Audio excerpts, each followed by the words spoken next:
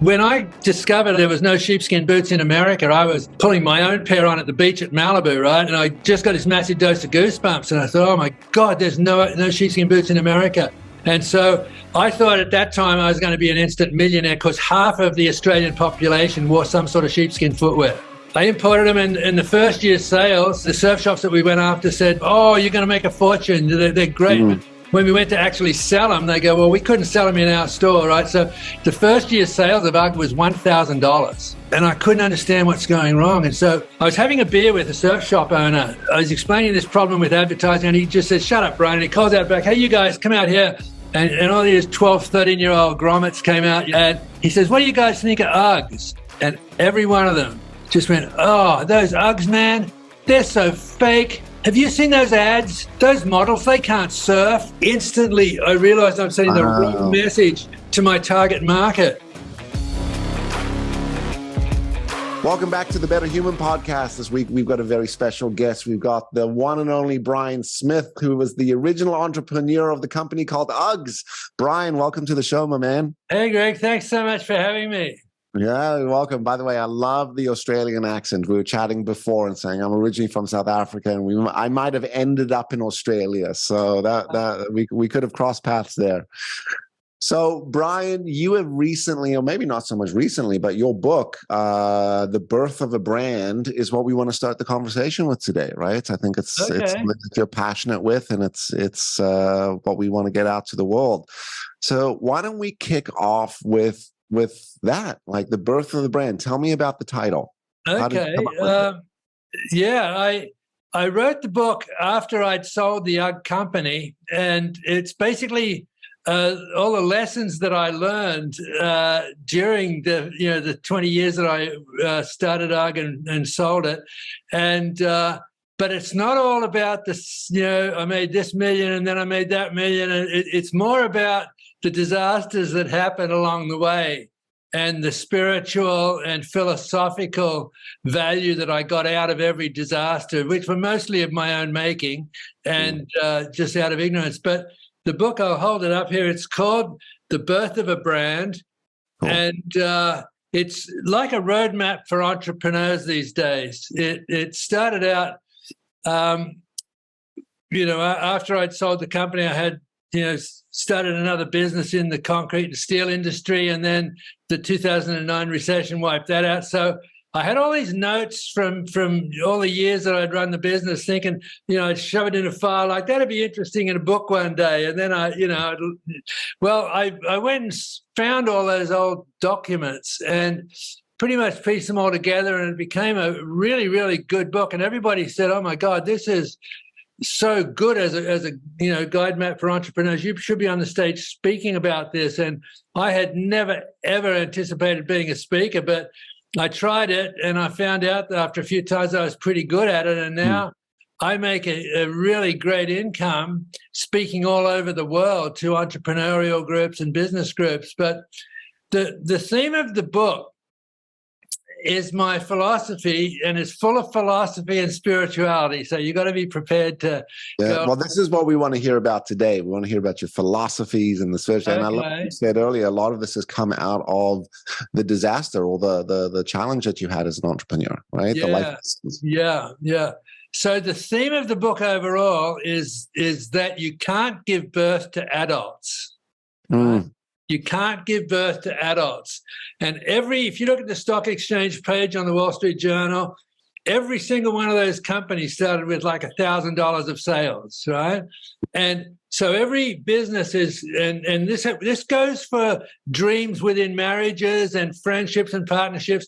You set goals. You have the conception of the idea, and then you take the first action, and that's the birth. So for me, the birth of UGG was ordering 6 pairs of samples from a factory in Australia, right?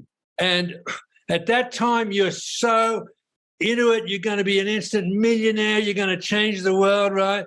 And so it goes from that conception to birth, and then it goes into this infancy, and it just lies there, and it lies there, and it lies there, and you've got to keep changing the diapers and feeding it. And And that's when most entrepreneurs give up, because they think, oh, shit, I launched my business. Nobody's interested. It's not going to go anywhere. And so they lose it, right? Right. But if you can manage to hold it on through that infancy, it'll start toddling. And that's when magazines are starting to write articles about you, and all your true believer friends are all telling their friends, and the word of mouth's getting out there, and that gets a little bit of momentum going. That very quickly goes into the youth, which is the best phase of every business, because you've got orders are coming in, production's working, shipping and warehousing, accounting and administration, everything's working and clicking. You can run a $20-30 million business in that youth phase. Right. But if it's a really great product or a really great service, you're going to hit the teenage years. And do you remember when you're a kid, in your teenagers, every party in town, you wanted to be there, right, on a Saturday night? Well, It's the same in business. You want to be in every major trade show, and you want to be in every mass retailer out there. And it's really quick. You can cripple your business and go bankrupt overnight if you try and grow through that phase in that speed. And then eventually people come and put the controls in, and you have a mature business. But every single business that you could look out there today where you think was an overnight success, oh my God, they were lucky. They just got in at the right time. You never know about the 20 years of leading up to that. Right. How so in the early years of UGG, how many years were you just sort of hovering at that sort of early stage before you hit success? About 5 years. Yeah. Like when I discovered there was no sheepskin boots in America, I was pulling my own pair on at the beach at Malibu, right? And I just got this massive dose of goosebumps, and I thought, oh my God, there's no sheepskin boots in America. And so I thought at that time I was going to be an instant millionaire, because half of the Australian population wore some sort of sheepskin footwear. Right. And so I imported them, and in the first year's sales, we got everybody, all the surf shops that we went after said, when we showed them samples, oh, you're going to make a fortune. They're great. Mm. When we went to actually sell them, they go, well, we couldn't sell them in our store, right? So the first year's sales of UGG was $1,000. Wow. Right. And then but you kept going, right? That's the lesson in all. Yeah, because you got to keep going here too. And I did it for two reasons. One, I don't like giving up, but the main reason was that I got investors for 20 grand, and we had $15,000 worth of boots in my third bedroom. So I was sort of stuck, You needed to sell the inventory. Right? Yeah. So, and I'm assuming you were the sales guy originally. Originally my buddy Doug was going to be, but I ended up, with sales of $1,000, he wasn't going to get rich on a salary, so he got another job. So it sort of got stuck with me, and so the next year I decided to advertise, and I wanted to get into the surfer magazines and the action sports magazines. And we hired these models and put them on a beach at Wind and Sea with the perfect hair and perfect clothing. And the UGG boots were like main feature of the ad, the photograph, right? Mm-hmm. And by this time, I'd got a few surf shop retailers that were carrying the product, and I was selling a ton of stuff out of the back of my van up at Malibu Beach, So I had all these little retail things going, and the sales went to about 10 grand. Wow. And the next year I thought, well, I got another summer job, and I thought, okay, I'm going to get better looking models and a more expensive photographer. We did the same, posed them on the beach at Wind and Sea with the perfect boots, and the sales went to 20 grand. And I couldn't understand what's going wrong. And so that third summer, I decided that, it's just too hard. I'm going to give up. Right. And I had a summer job on a golf course at that time, and it was like September, October, and the first big storm came through the California coast, and I got home soaking wet from the golf course, and my answering machine had like 25 messages on it from every single surf shop, all my best surf shops going, hey, Brian, everybody's been in the store today, they want UGG boots, and because Californians think that storm means winter just arrived, right? Right. Right.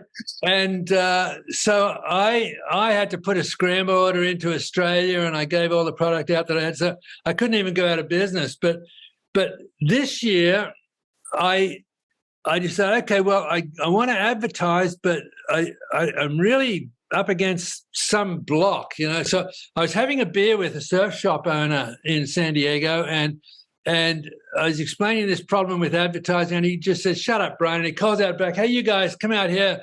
And all these 12, 13-year-old grommets came out, who store their surfboards in the back of the shop. And he says, "What do you guys think of Uggs?" And every one of them just went, "Oh, those Uggs, man, they're so fake. Have you seen those ads? Those models, they can't surf." And like instantly I realized I'm sending the wrong message to my target market.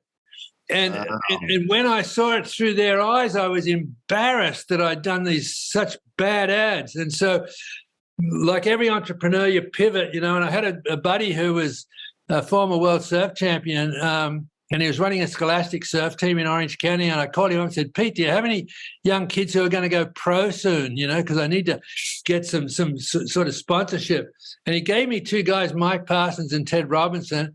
And instead of hiring a photographer, I just took my little Canon Sure Shot. We went we went surfing at Black's Beach in La Jolla and Trestles up in San Onofre near Orange County.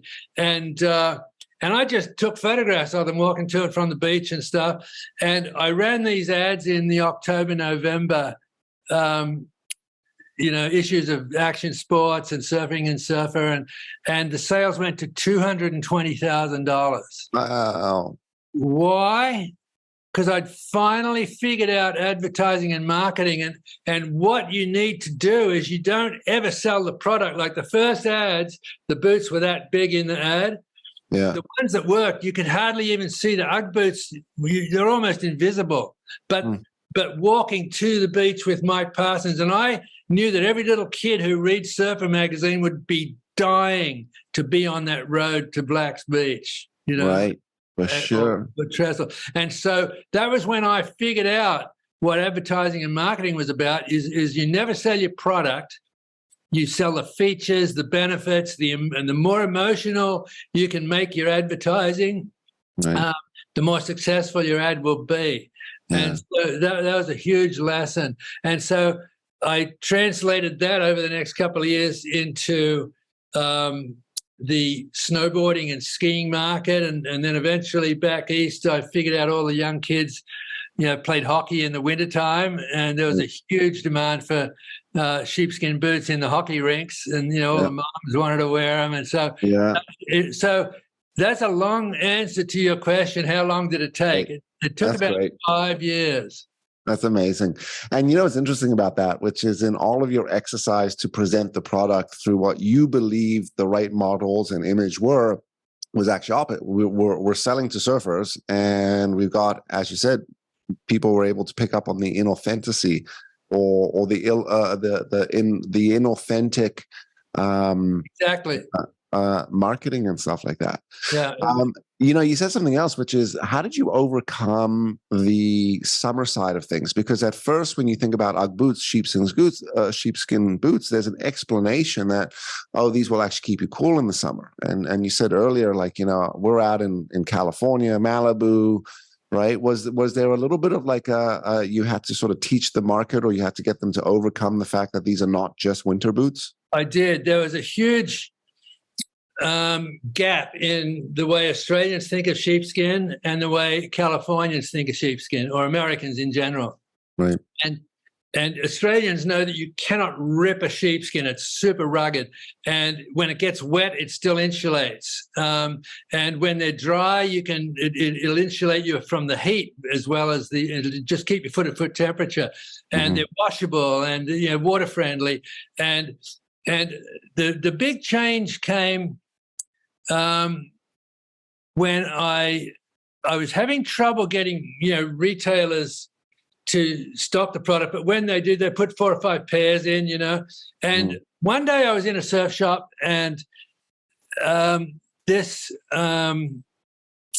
customer came in, and they picked up a Ugg boot, and they said, asked the manager, "Hey, what are these like?" And he goes, "Oh, I don't know." He said, "Well, they're expensive." "Yeah, they are expensive." "Yeah." You know, and I looked at that and I thought, he didn't have a clue about the product, right? So I took a pair over and I said, hey, put these on. And he put them on and just went, oh my God, these are unbelievable. They're so comfortable. And I said, leave it on for the next half hour. And he did. And his foot didn't change temperature from his other foot, you know? And so I created what was called the 6-pair stocking plan, which was probably the best decision I ever made in the entire billion-dollar evolution of UGG. This was probably the most important thing that I ever devised. 6-pair stocking plan. If you put 6 pairs of boots on your shelves, I'll give a free pair to the manager in the store. So smart. And then the next time I was in there, you know, some person comes in and says, hey, what are these like? He goes, oh, man, those Uggs, they're fantastic. Look, I'm wearing them. You know, they're the best things I've ever, you know. And so the sales just went on this incredible trajectory. Right. And there was another example I was in a ski show in Las Vegas, and for 4 days, no one had bought anything from me because, you know, they're all from the ski areas and we have mud, we have slush.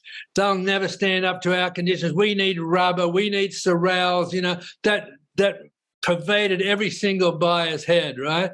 Mm-hmm. And there was finally one lady who I knew, she owns like 12 ski shops in the New England area. And she came by and my salesman were trying to pitch her on him and, oh, no, we have mud, we have slush. And it just infuriated me. And I walked over and I said, man, would you mind trying one of these on? Oh, no, I don't need to. You know, I can tell they're really, you know, soft. I said, man, please just take your shoe off and put this on. And she did. And she goes, oh, my God. Same reaction everyone does, right? Every single person. I've heard that saying, you know, hundreds of thousands of times, right? Oh my God. And she ended up buying like 20 pairs for 12 stores. She put one order in that was bigger than the rest of our orders from the whole show, you know? And that's when I realized how critical it was to try them on. So I made every salesman, because by now we were building sales reps all across the country. I said, never, ever try and sell these UGG boots until they've tried them on. And you know, I love your story, because in my business, this is how we go about doing business. What I sell, or what we do, is training and executive development and coaching.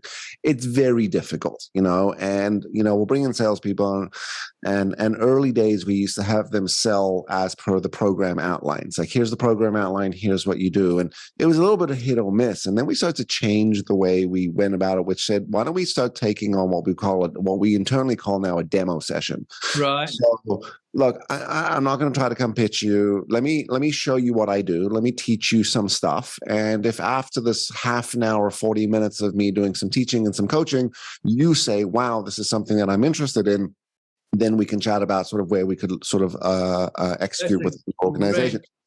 And I tell you, 100% of the time, knock on wood, this is how we've gone about doing business. And I've described it like this. I say, the way we go about doing business is, I own a restaurant. Come in, I'll make you a meal, I'll feed you, and if you like it, you'll come back and book a reservation next time.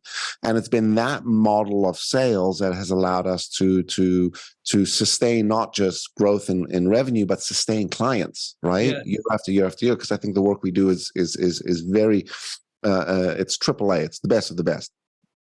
But it's hard to convince people that it's the best until you've actually given them the experience to do so. So what a powerful lesson for entrepreneurs, because people are so busy touting what they have and what they do and all this stuff, but they're not spending enough time saying, why don't you just try it? Yes. Right? Put a pair of boots on, right? Yeah. Yeah. And I'll tell you from me, and I'm wearing my UGG slippers now, as I shared with you earlier. It was the same thing, because in Canada, it became very popular, right? And it became popular with like the Lululemons and then the UGG boots. And the joke was, they are the ugliest things in the world, right? Until you put them on, and then of a sudden you're like, what is on my feet right now? This is incredible, right? So I've had many UGG products throughout my days. Which is important. What was it like scaling the business, getting the company to sort of think like you? I mean, what did you do as a leader and as this entrepreneur to instill the same type of philosophy and thinking with people? Yeah, well, It was a series of steps. Like back then, we didn't have YPO or EO or all these support groups where you could go in and say, hey, I've got this problem, what would you do? That didn't exist. This is pre-computers. This is, in the 80s and, early 80s through the early 90s, right? And so I had to wing it quite a bit. My greatest impediment was that I didn't understand finance. I was a CPA, right, in Australia before I quit and came looking for a new thing to do, right? I intended to come to America and find a business and take it back to Australia. I never intended to stay in California. So I didn't understand finance. And as we grew, $1 million, $2 million, I'd started off with a $20,000 investment. And then as we grew, they couldn't afford to buy more product. So I'd have to find a bigger investor, and they didn't want the old investor. So I'd have to buy. It was just like this convolution as we grew, and I was doubling every year, and that's really, really hard to sustain. And so I finally got to this period where we were doing about 3 to 4 million, and I just brought on 3 new investors, right? Neil, Paul, and Joe, and they were in Anaheim, and they were going to run the business, and they were already in the warehouse distribution, business, and so they were going to do the importing and the warehousing and shipping and accounting and everything. I was going to be the full-time salesman. And now, after all this 5 or 6 years, I was now really, really, really good at sales, right? And I loved the idea of that.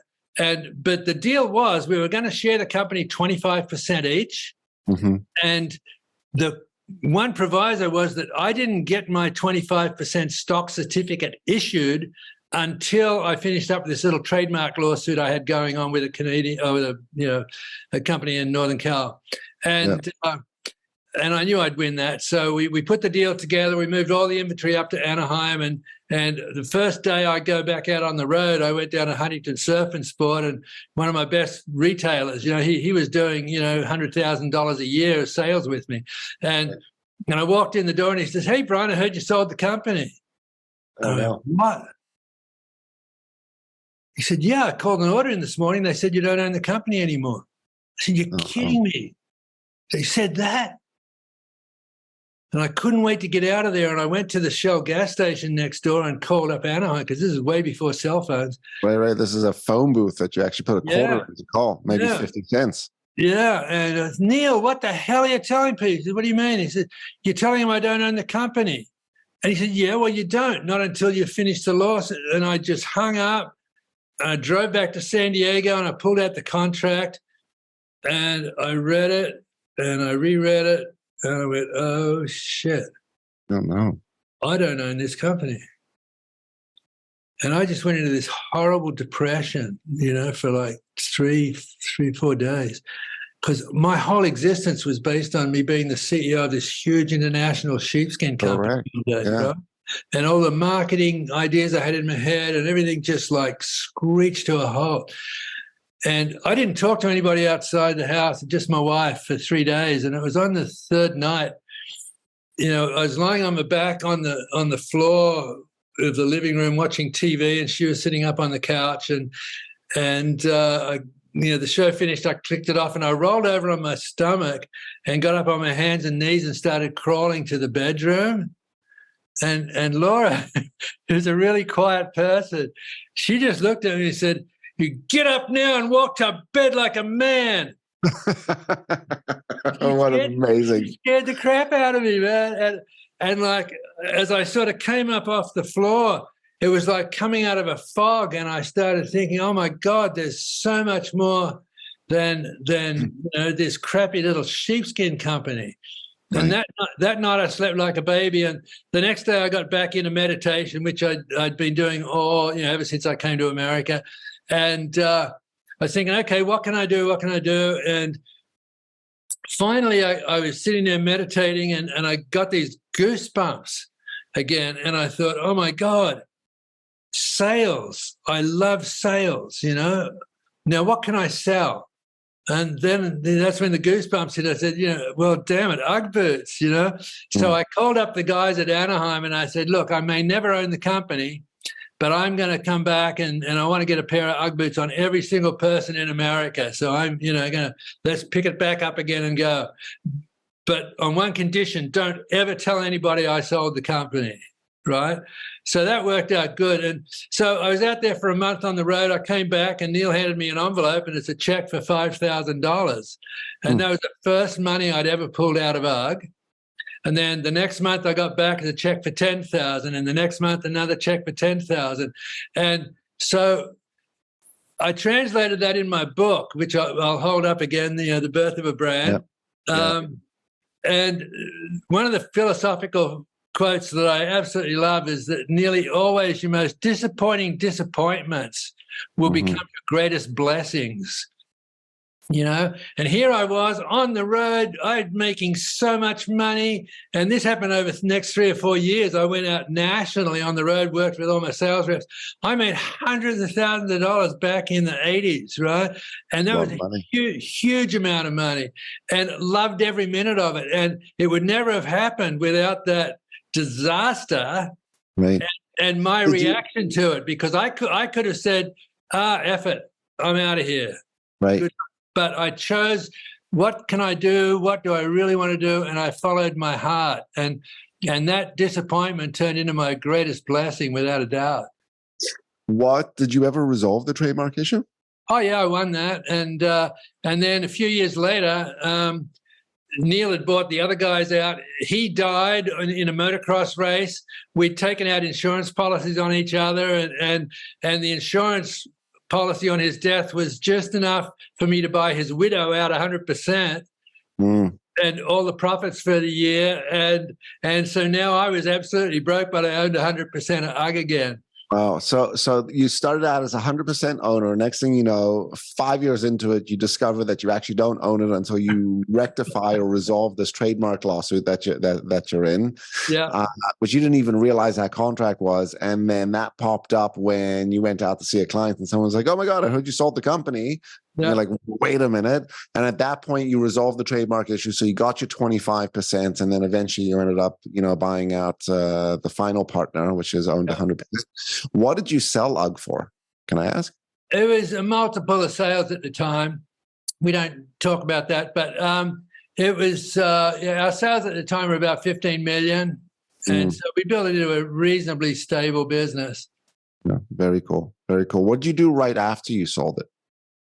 I took a few months off, and then I got into it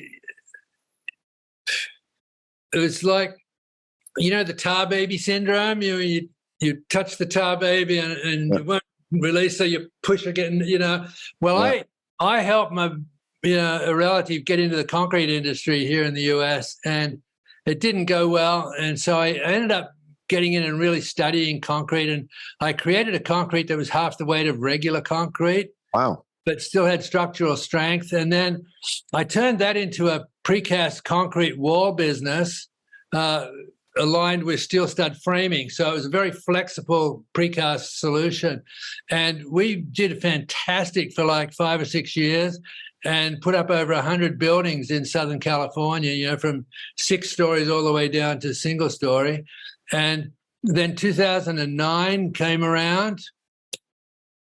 Construction stopped worldwide, like on Thursday afternoon, August or something, right? And every single person in the construction industry worldwide just like died. And so my factory was like $59,000 a month rent. So you couldn't run that for very long with no income, So we ended up, just chopping it up and selling it up and moving on. Yeah. So, you mentioned spirituality before. It's a big piece of your book. And can you define that for me? What do you mean about spirituality, and how does it show up in your life? Well, did you remember I mentioned goosebumps a few times? Yeah. Okay. Well, I remember the first time I was sitting in Perth. I'd quit being an accountant after 10 years. I finally graduated and quit. And so I was meditating for a while, and the first dose of goosebumps that hit me was like, oh my God, all the biggest trends are coming out of California. I'm going to go to California and find the next big thing and bring it back to Australia. So that was one. And another one right at the same time, I was driving home along the freeway in Perth, and this music came on the radio.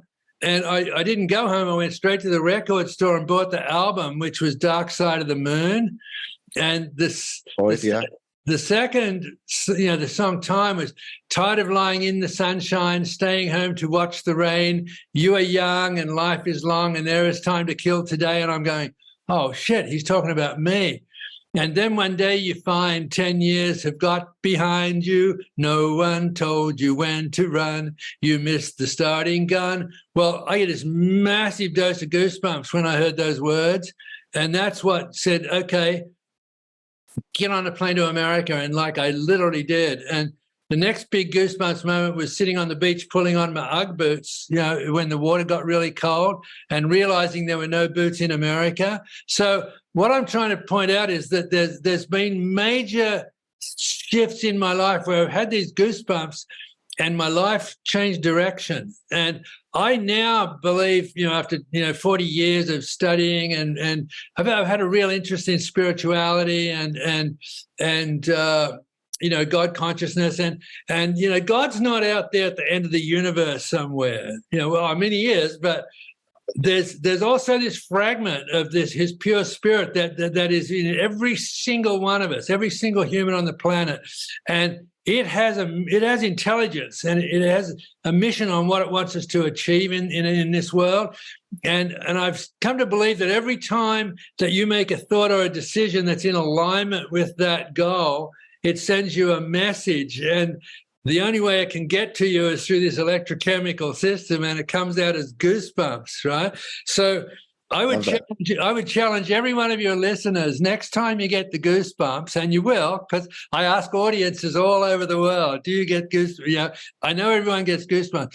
Next time it happens, just stop for a second and just go, what did I just think? Who did I just meet? What did I just see that made that happen? And I'll bet you'll find it'll be something significant in your life.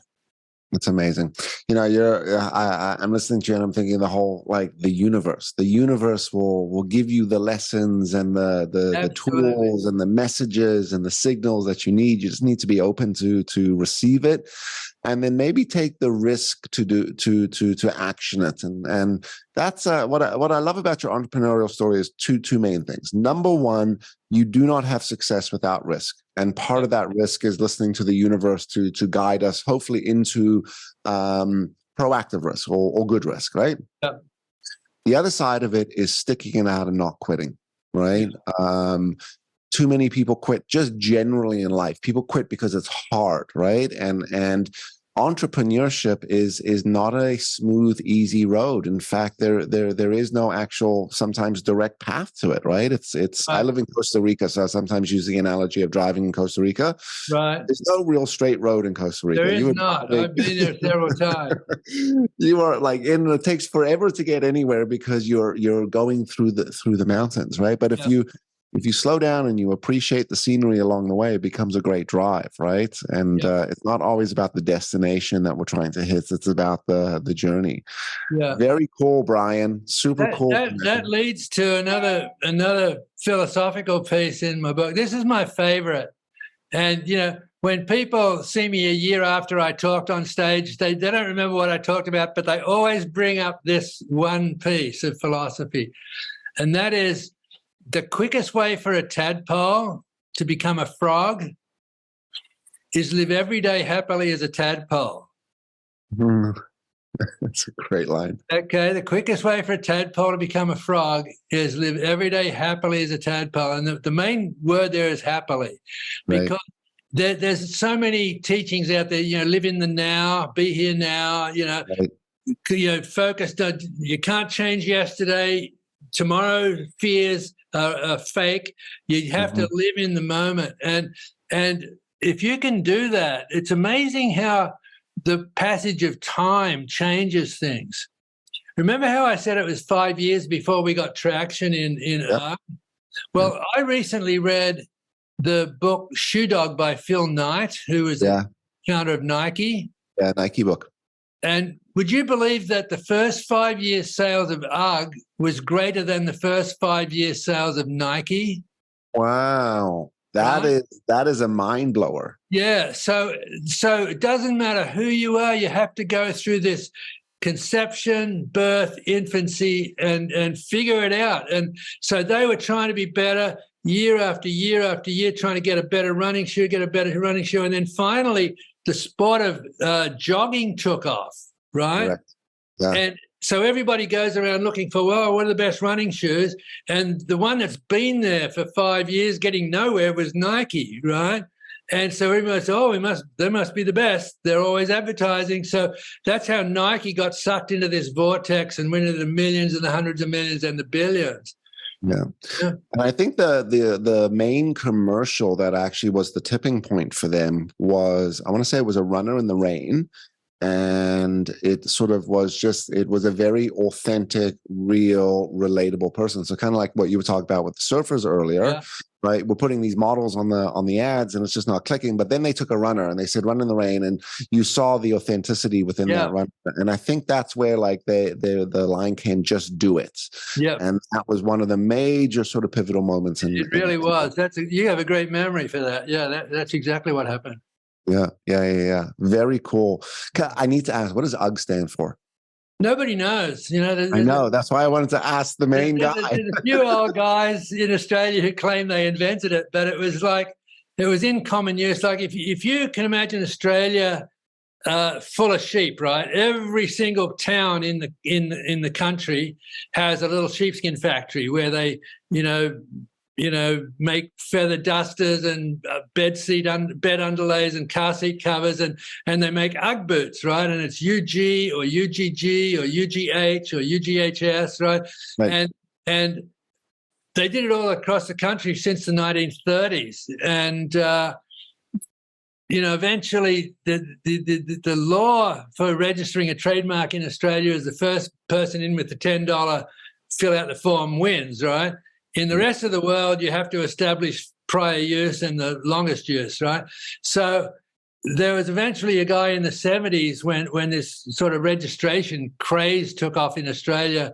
Everybody started registering, names. So one guy registered UGHS and sent a letter to every other manufacturer in Australia. They all pretty much said, go to hell, Right. So it became unregisterable in Australia. And luckily the law I did a search in the US at the beginning, and there was no evidence of any use of the name UGG in America, so I registered that.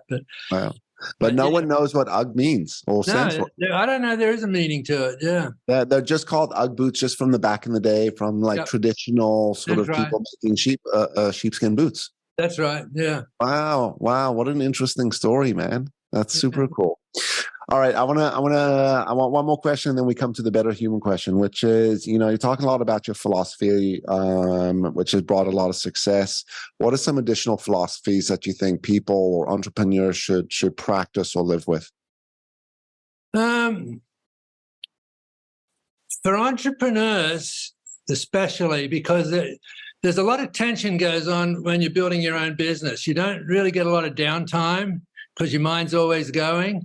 I've found, and I have a lot of this in my book, the various practices that I had, but I always, when I was at my lowest point, most run down, I would get on my bike or I would go to the gym. There was a hill in San Diego. It's like 800 feet high. It's the biggest hill in San Diego. And I used to power up that on my bike, in the afternoons. And just the amount of oxygen that it would pump into your body would start to replenish you. And I ended up having more energy at the top than when I started at the bottom. And I'd always, it had a fabulous view of, north and northeast San Diego down to south to Mexico. And I would always just contemplate, God, how am I going to ever grow this business? How am I ever going to sell this business? God, help me just hang in there, and so I would have a talk with God. That's my best sort of stab at praying, right? And then eventually I'd just get on, I'd cruise. I didn't even have to pedal once to get back to my house, right? So I'd cruise back down. Took about 25 minutes, and that ritual of working out and pushing blood through the system is probably the biggest thing that saved me from having burnout. I never had breakdowns. I was like, before every trade show, there was so much organization to do. I always had a chronic sore throat and cold, but never run down in an emotional sense. Right. So that to me would be the most important thing. Really, I like the metaphor as well, which is, in order to cruise, you need to go up the hill.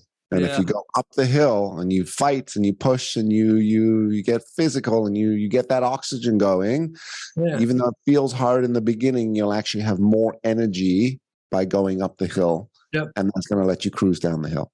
I love that. I never put that together. That's really good. Yeah, you could use that as your next speaker. You could be like, I'll tell you a metaphor. I used to ride up the hill in order to cruise down the hill. Yeah. I'll get you that. I'll write it out for you so you could use it. Brian, this is an awesome conversation. Look, I'm an entrepreneur. I'm a fan of the company UGG. I love the whole story of the branding and the building of it, and just the true grit that you had to have to do it, and even more importantly, your philosophies around what we should do from a mindset standpoint and the spirituality side, which is being able to let the universe guide us in the correct way, not fighting it so much, right? And we can do that if we're present, right? If we're giving ourselves enough presence. That's amazing. Time flies. I can't believe we're at the top of the hour already. Yeah.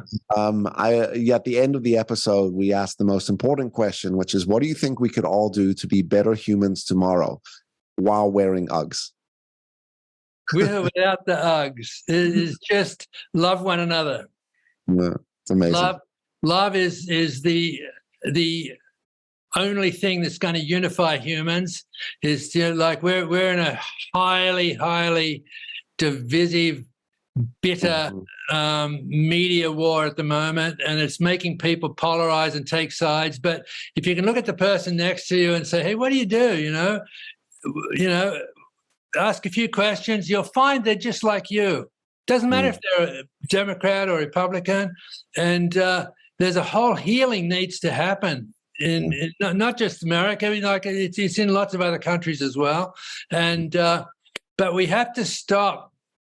Our technology has outrun our capacity to keep it under control right now. And this happens. I mean, it's, the Industrial Revolution that took off, and there's different periods where spirituality took off at the expense of material things, but there's always a balance. Well, right now, our information is so much more than we can really handle. But our new generation coming through, that'll be just normal for them, and they'll handle it.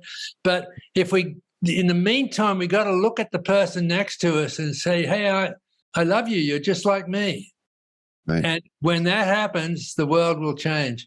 Agree. The world is very divided and polarized. And, I'll share a quick story. I got feedback from a client the other day because I mentioned, I made a comment about Trump. And I know the exact comment I made because I used to work at the White House as an executive coach. Right. And the comment was not political. It was not taking a position. It was not sharing any of my views around what I believe in, Democratic or Republican or anything, but the name Trump. Anyway, fast forward a month later, we're doing debrief with the client. Well, so there's some feedback around some of your positioning and your political views and stuff. And I'm what the F? What are you talking about? Right? Like, I'm confused. I'm like, this doesn't make sense. What do you? And she read out the comments, and I was like, this is the problem in the world that we live today. I didn't say this to her, but this is what I was thinking. I was like, because there is such a divide and people will take such a polarized position, we miss the entire dialogue and context of what it is. And it's sad. And as you said, we need to operate with more love. Just, let me hear and let me be appreciative of you as a human being. I totally agree. Tell me who you are. And I'll bet you're exactly the same as I am. Correct. And, this is where it becomes scary to, in some cases in today's world, to have an opinion, right? Yeah. Because if you're not careful, your opinion can get you in trouble, right? Exactly. But as they say, opinions are like arseholes. Everyone has one. Brian, listen, if people wanted to learn more about you, if they want to book you as a speaker, how do they do that? How do they find you on the internet? My website. Well, first of all, the book itself is a great roadmap for entrepreneurs, and not just, it's not a business book; it's a life book, right? And my website is briansmithspeaker.com. Pretty simple, briansmithspeaker.com. And you can get me through, my email address is at the end of that. And I do love speaking with entrepreneurial organizations and any corporation.